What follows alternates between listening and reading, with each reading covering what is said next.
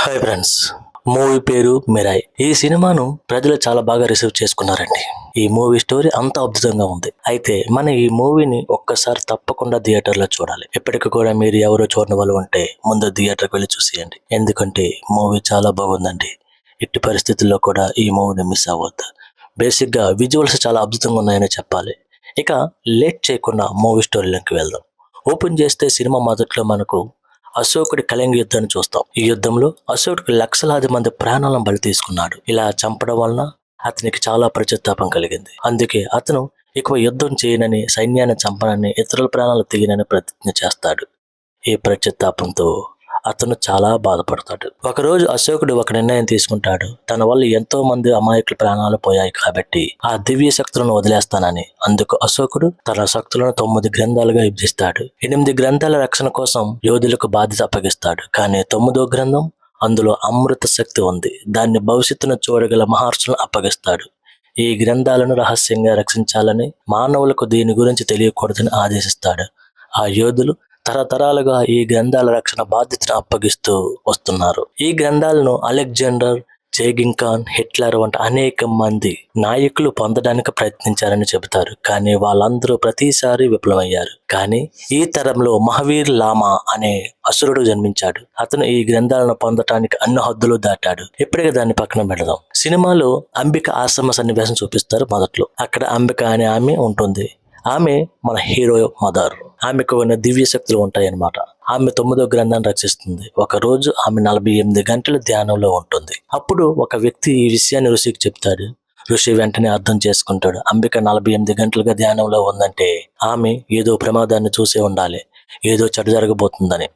అంబిక ధ్యానం నుండి లేచి తర్వాత ఋషితో చెప్తుంది, ఆ 8 మంది యోధులను ఇక్కడికి పిలవండి, వాళ్ళపై ప్రమాదం ముంచుకొస్తుంది అని చెప్తుంది. ఆ తర్వాత ఋషి ఒక పావురం ద్వారా ఆ 8 యోధులకు సందేశాన్ని పంపిస్తాడు. వాళ్ళు అంబిక ఆశ్రమంలో సమావేశం కావాలని. యోధులంతా ఆశ్రమంలో గుమిగూడారు. అంబిక వాళ్ళతో ఇలా చెబుతుంది, మీపై ఒక ప్రమాదం పొంచుకొస్తుంది. ఒక రాక్షసుడు మీపై అటాక్ చేసి అతను మీ నుండి గ్రంథాలను లాక్కుంటాడు అని నా హెచ్చరిక కాదు, ఇది సత్యం, ఇదే జరగబోతుంది, మీరు దీన్ని ఆపలేరు, జాగ్రత్తగా ఉండండి అని చెప్తుంది. ఈ మాటలు విన్న యోధులు తమ వద్ద చాలా సైన్యం ఉందని, ఆ రాక్షసుని ఎదుర్కొంటామని చెబుతారు. ఏ రాక్షసుడు వచ్చిన గ్రంథాలను ఇవ్వమని, తాము చాలా శక్తివంతులమని అనుకుంటారు. అంబిక ఏం మాట్లాడదు. యోధులంతా వెళ్ళిపోతారు. ఆచార్యులకు ఇది కరెక్ట్ కాదు అని అనిపిస్తుంది. అతను అంబికతో వాళ్ళని మళ్ళీ ఒప్పించండి అని చెప్తారు. దాంతో అంబిక, మనిషి లోపల అహంకారం వచ్చినప్పుడు అతని మెదడుతో పాటు చెవులు కూడా మూసుకుపోతాయి. వాళ్ళు నా మాటలు అర్థం చేసుకోరు. ఇప్పుడు నేనే ఏదో చేయాలి అని చెప్తుంది. అంబిక ఈ సమస్యకు పరిష్కారం కోసం కైలాస పర్వతానికి వెళ్తానని, అక్కడ అజ్ఞాత ఋషిని కలుస్తానని చెబుతుంది. ఆ మాటలు విన్న ఋషి ఆమెతో, నీవు గర్భవతిగా ఉన్నావు, ఈ స్థితిలో అక్కడికి ఎలా వెళ్తావు అని అడుగుతాడు. అయినా అంబిక వినదు. ఆమె చలి, తుపాను అన్ని కష్టాలను భరిస్తూ కైలాస పర్వతానికి బయలుదేరుతుంది. చివరిగా ఆమె అగస్త్య ఋషి వద్దకు చేరుకుంటుంది. అంబిక అగస్త్య ఋషికి అన్ని వివరించినప్పుడు ఆయన ఆమెకి ఇలా చెబుతాడు, ఈ కలియుగంలో ఈ ప్రళయాన్ని ఆపగల శక్తి ఏదీ లేదు, కానీ దానికి ఒకే ఒక పరిష్కారం ఉంది, అది నీ కుమారుడు అని చెప్పేసరికి అంబిక ఒక్కసారిగా సాకయ్యి ఆశ్చర్యపోతుంది. నా కుమారుడు ఎందుకు అని అడుగుతుంది. అప్పుడు అగస్త్యుడు చెబుతాడు, నీవు ఇన్ని కష్టాలను భరించి ఇక్కడికి చేరుకున్నావు, సామాన్య మనిషి ఇలా చేయలేదు, నీలో దివ్య శక్తి ఉంది, అందుకే నీ కుమారుడు మాత్రమే ఈ సమస్యను పరిష్కరించగలడు అని. శ్రీరాముడు కోదండ ధనుసు గురించి చెప్తాడు. నీ కుమారుడు ఎన్నో కష్టాలను ఎదుర్కొంటూ ఇక్కడికి చేరుకుంటాడు, ఈ శాస్త్రం ద్వారా సమస్య పరిష్కారం అవుతుంది అని చెప్పి, అయితే నువ్వు నీ కుమారుడిని త్యాగం చేయాలి, అతన్ని నీవు పెంచకూడదు, పరిస్థితులే అతన్ని పెంచుతాయి, ఆ తర్వాత అతను స్వయంగా ఇక్కడ చేరుకుంటాడు అని చెప్తాడు. ఆ మాటలకు అంబిక అగస్త్య రుచి సూచన ప్రకారం తన కుమారుడిని వారణాసి ఘాట్ వద్ద వదిలేసి 9వ గ్రంథాన్ని ఒక గృహలో దాచి వెళ్ళిపోతుంది. ఆ తర్వాత 24 సంవత్సరాలు అని చూపిస్తారు మనకు. అంటే స్టోరీ ఇప్పుడు ప్రెజెంట్ లో జరుగుతుంది. అంబిక ఆశ్రమంలో ఒక అమ్మాయి విభా ధ్యానంలో ఉంటుంది. ఆచార్యుడు విభాని పిలిచి ఆమెకు చెబుతాడు, 24 సంవత్సరాల క్రితం అంబిక చెప్పినట్లుగా జరుగుతుంది. ఒక దుష్ట తాంత్రికుడు 6 గ్రంథాలను తన శక్తితో స్వాధీనం చేసుకున్నాడు. అతడిని ఆపడం చాలా కష్టం. అతని పేరు మహావీర్ లామా.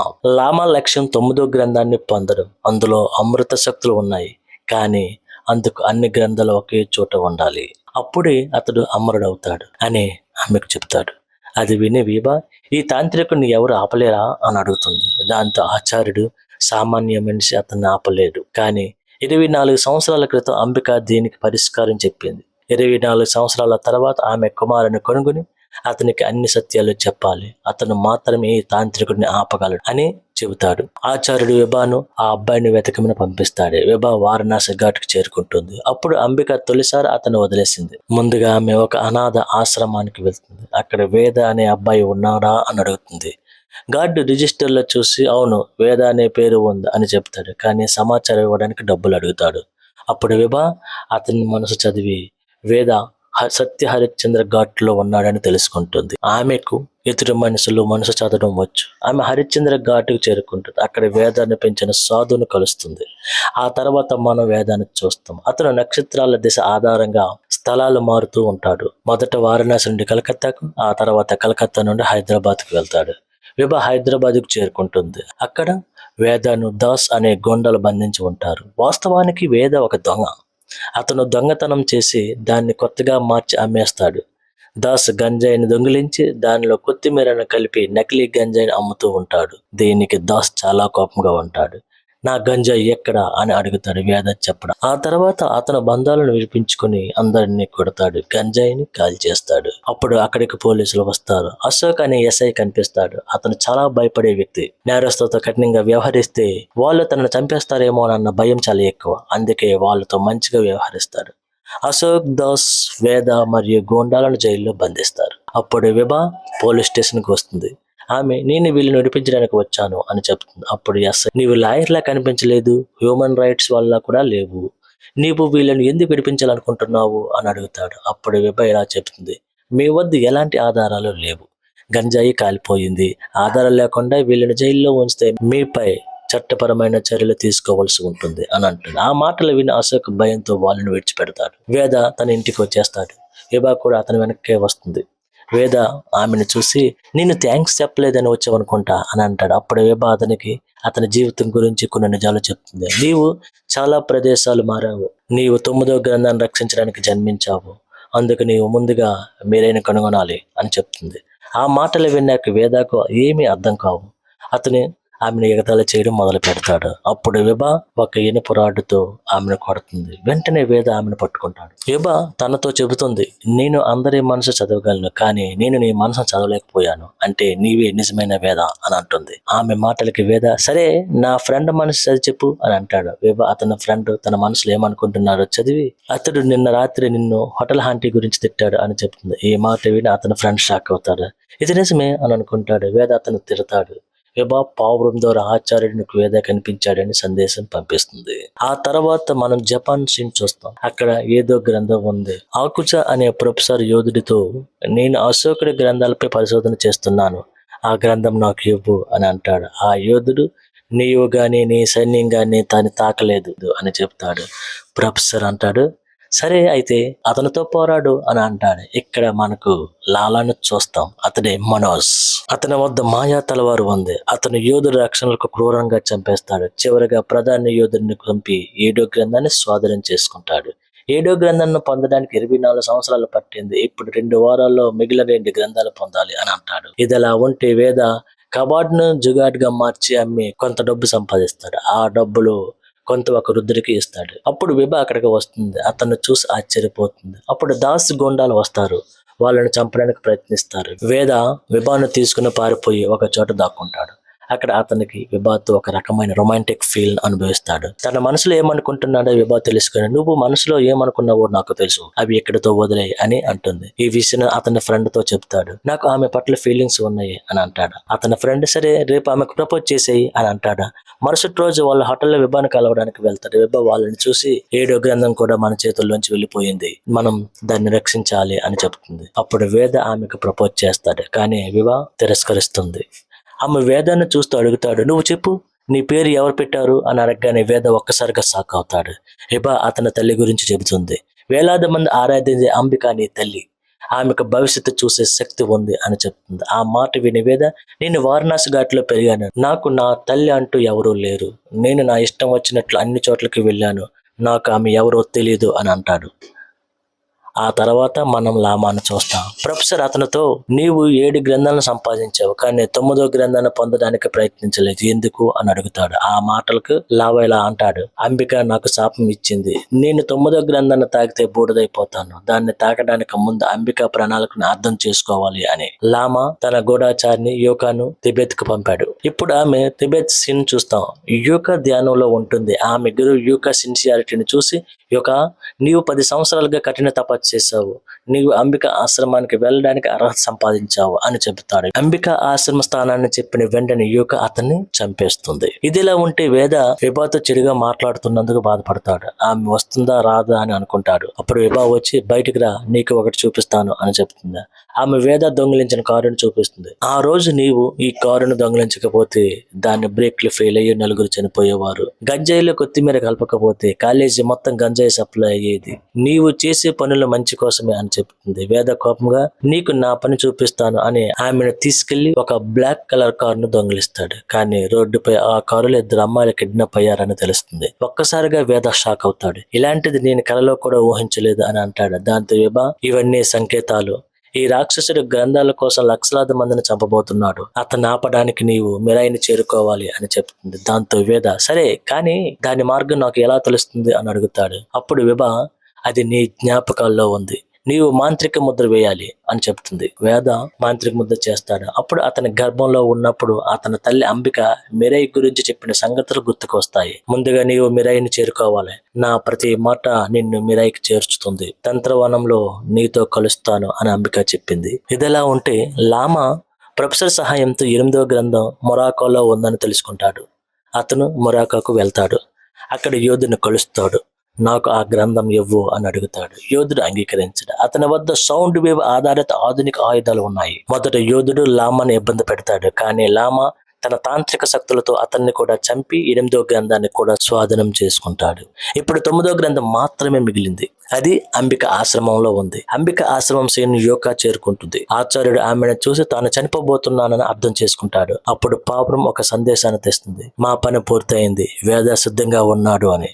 అది విన్న ఆచార్యుడు, నాకు అప్పగించిన పని పూర్తయింది, ఇప్పుడు సంతోషంగా చనిపోవచ్చు అని అంటాడు.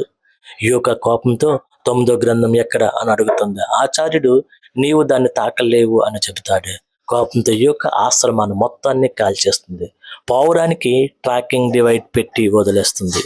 ఇప్పుడు మనం వేదాన్ని చూస్తాం. అతని వద్ద ఒక గర్భిణీ లేడీ వచ్చి, నీవు నా కొడుక్కి ల్యాప్టాప్ ఇస్తానన్నావు అని అడుగుతుంది. దాంతో వేద, నీవు తల్లివి కాబట్టి ఉచితంగా ఇస్తాను అని అంటాడు. అదంతా వింటున్న అతని ఫ్రెండ్, ఇలా చేస్తే మన వ్యాపారం నాశనం అవుతుంది అని తిడతాడు. కానీ వేద వినదు. అతని స్నేహితుడు మరో స్నేహితుడితో, వేద మారిపోతే మనం నాశనం అవుతాం, ఆ అమ్మాయిని ఎలాగైనా తరిమేయాలి అని అంటాడు.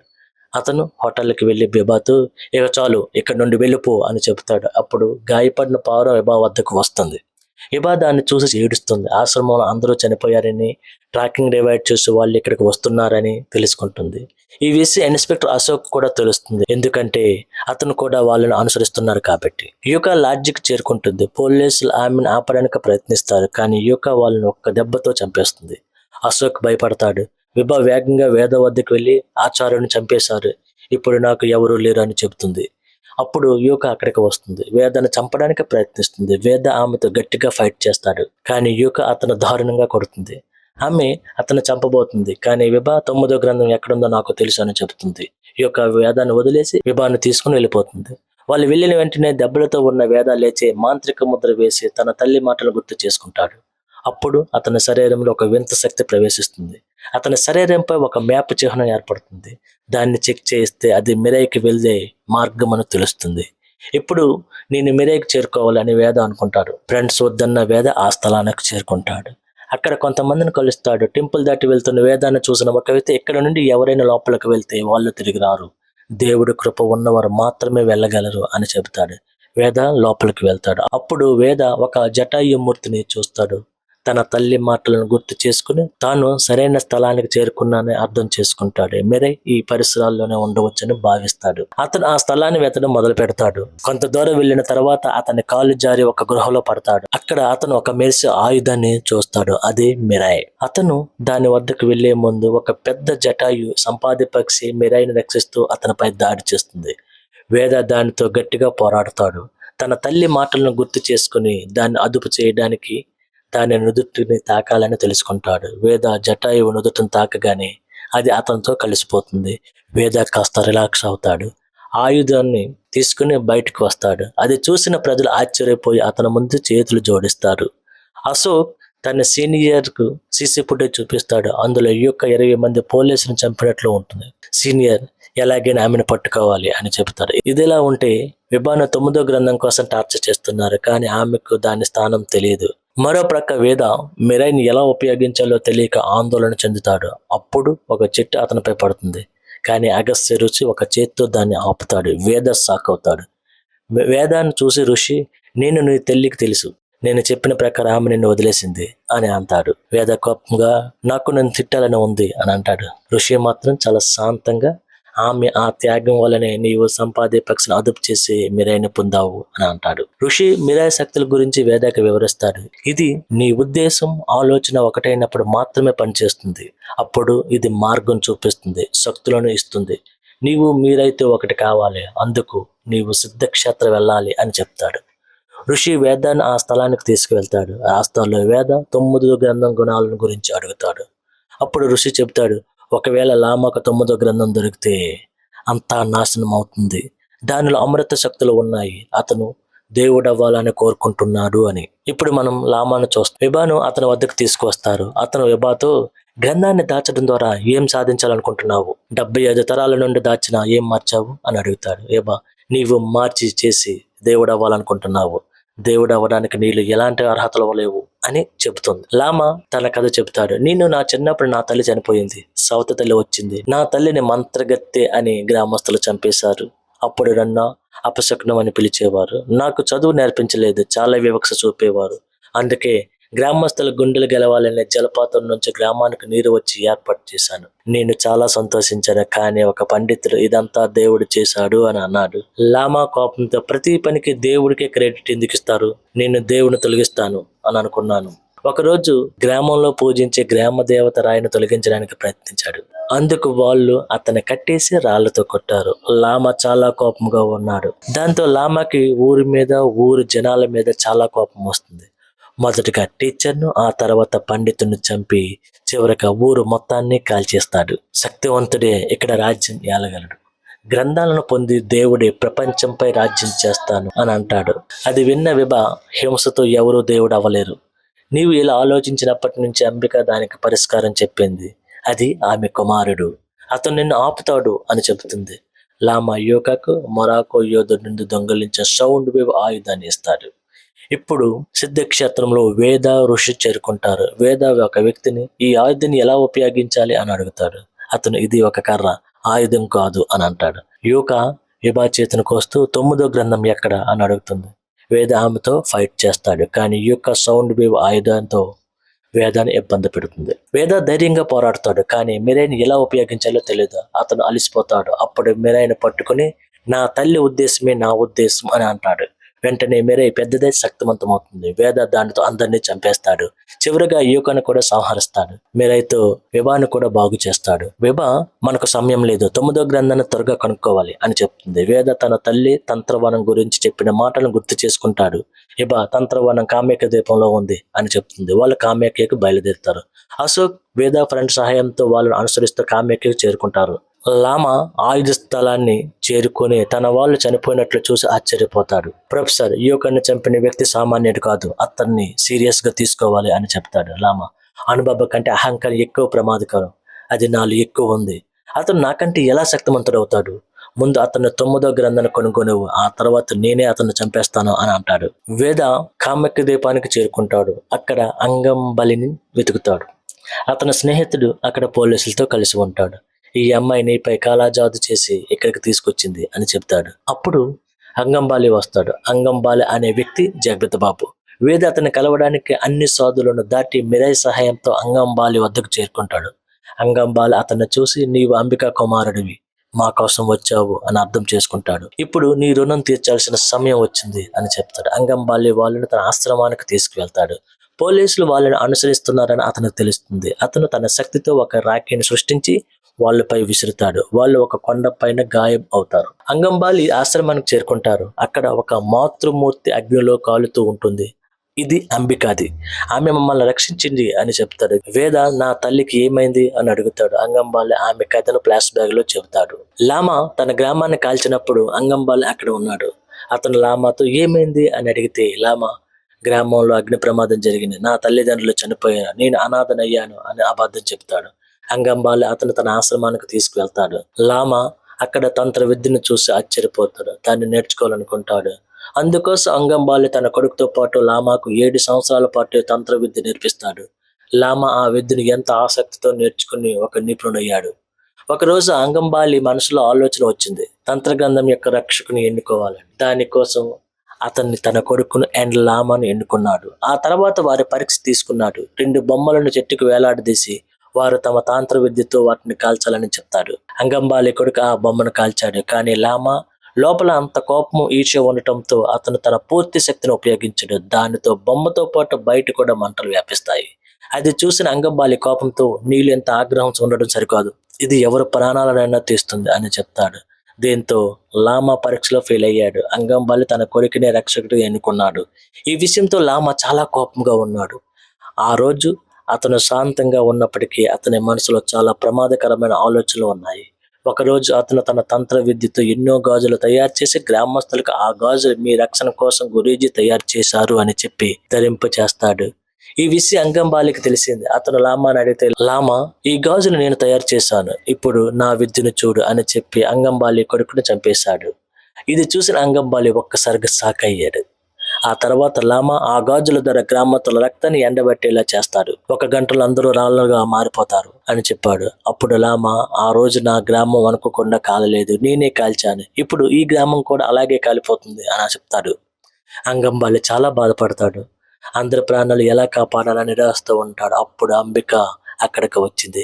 గ్రామస్తుల పరిస్థితిని చూసి ఆమె భయపడింది. ఆమెను చూసి అంగంబాలి, అంబిక నీవు ఇక్కడ ఎందుకు వచ్చావు, నీవు 9వ గ్రంథానికి రక్షణగా ఉండాలి, దానిలో అమరత్వ శక్తులు ఉన్నాయి అని చెప్తాడు. అప్పుడు ఈ మాటలు విన్న లామా, ఇప్పుడు నేను 9వ గ్రంథాన్ని కూడా లాగేసుకుని అమరుడవుతాను అని సంతోషించాడు. అప్పుడు అంబిక అందరినీ కాపాడేందుకు ఎవరు ఊహించిన పని చేసింది. ఆమె తన ప్రాణాలను ఆహుతి ఇచ్చి విద్యను ఉపయోగించింది.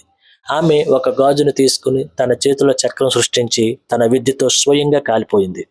ఆమె శరీరం మెల్లగా కాలిపోతూ ఆమె త్యాగంతో గ్రామస్తులందరూ కాపాడింది. లామా శక్తులు ఆమె ముందు పనిచేయలేదు. అందుకే లామా, నేను ఇప్పుడు వెళ్తున్నాను కానీ మళ్ళీ వస్తాను, అన్ని గ్రంథాలను సొంతం చేసుకున్న ప్రపంచాన్ని ఆక్రమిస్తాను అని చెప్పి వెళ్ళిపోతాడు. ఇప్పుడు కథ మళ్ళీ ప్రస్తుతానికి వస్తుంది. వేద తన తల్లి ముందు అన్ని గ్రంథాలను లామాల నుండి లాగేసుకుని సురక్షితంగా ఉంచుతానని ప్రమాణం చేస్తాడు. ఇప్పుడు కథ మళ్ళీ ప్రజెంట్ కి వస్తుంది. వేద తన తల్లి ముందు అన్ని గ్రంథాలను లామా నుండి లాగేసుకుని సురక్షితంగా ఉంచుతానని ప్రమాణం చేస్తాడు. అంగంబాలి 9వ గ్రంథాన్ని నీ తల్లి ఎక్కడ దాచిందో నాకు కూడా తెలీదు, నీవు దాన్ని వెతకాలి అని చెప్తాడు. అప్పుడు వేద, ఈ పని నేను ఒక్కడనే చేస్తాను, ఎలాగైనా దాన్ని కనుక్కొనాలి అని చెప్తాడు. వేద గ్రంథాన్ని వెతకడానికి బయలుదేరుతాడు. అతడు నక్షత్రాల దిశను అనుసరించి ముందుకు సాగుతాడు. అతను ఒక గృహలోకి వెళ్ళాడు. అక్కడ ఒక విగ్రహాన్ని చూసి, నేను నా తల్లిలా ఆలోచించలేను, కానీ ఆమె ఉద్దేశం నా ఉద్దేశం అని చెప్పాడు. ఇంతలో ఒక పారదర్శక గోడ కనిపించింది. వేద దాన్ని దాటి అక్కడ గ్రంథాన్ని చూసి దాన్ని తీసుకుని ఆశ్రమానికి తిరిగి వచ్చి అంగంబాలికి ఇచ్చాడు. గ్రంథాన్ని తీసుకుని అంగంబాలి, లామా మళ్ళీ గాజులు తయారు చేసే ప్రపంచాన్ని తన ఆధీనంలో తీసుకోబోతున్నాడు, అతను ఈ భూమి భారాన్ని తగ్గిస్తానని చెబుతున్నాడు అని చెప్తాడు.